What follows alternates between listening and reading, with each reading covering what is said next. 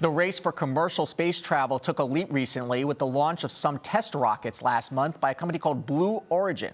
Spearheaded by Amazon founder Jeff Bezos, Blue Origin is just one of several companies vying for the chance to offer space tourism.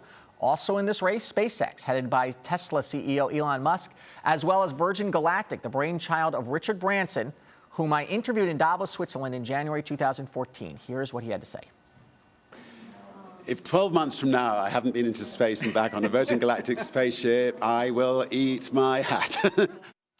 He did not go to space. In fact, Virgin Galactic suffered a major setback last year when its test spaceship crashed. Joining us now to discuss this is Phil Derner, president and founder of NYCAVIATION and a frequent guest to Arise Xchange. Phil, welcome back as always. All right, so in context, where are we in this space race? Well, this is a everlasting process. I mean, no matter what new milestone we reach, there are always going to be new goals beyond that. We've got Mars, we're thinking other planets. There are so many different companies working on so many different projects at one time.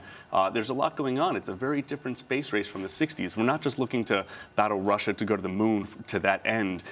This is for all of humankind to just make progress perpetually. And I would think the biggest difference between the 60s and between now is these are not government-led efforts, and these companies are trying to do it efficiently and be able to turn a profit. Yeah, profit brings another level of pressure. Investors want to see profit, and they kind of want to see it soon. It's a different industry to do that. There are growing pains. I mean, we've seen a couple accidents already. This is the type of thing that kind of should be expected. And you're going to see accidents, frankly, because it is a very dangerous position right now, and you're at the forefront of a new thing. Exactly, it's pioneership. This is exactly what we are going to be seeing. I think we're going at a very healthy pace. We're still doing incredible things. There's a robot on Mars that has a Twitter account. You know? I know, and it tweets. We're doing some amazing things these days, and even with some of the challenges that we're seeing, I'm very proud to see the progress that we're making as a people. Do you think that the private industry here is well established to do this, and now it's outside of the hands of the government, that really NASA is going to sort of be lost in all of this? I don't think so. I think NASA, they have a hand in all of this. They're not just kind of saying, hey, go do your thing. NASA's keeping a close eye, and these companies are drawing some amazing talent, people from NASA, a lot of young people that are just brilliant engineers, and I think it's going well. I think it's going exactly how it should. This all seems very normal and well supervised. It also seems like it's a little bit of a celebrity ego trip here, because you have the big names, the titans of the tech industry and the aviation industry and entrepreneurship, Richard Branson, Elon Musk, Jeff Bezos. It seems like these are personalities that are driving this. I think that's a good thing. I mean, it takes a unique kind of person to decide to take their money and put it into something that doesn't turn a quick profit. And these are people who are role models. A lot of people look up to them, and they're setting this example. Hey, you know what?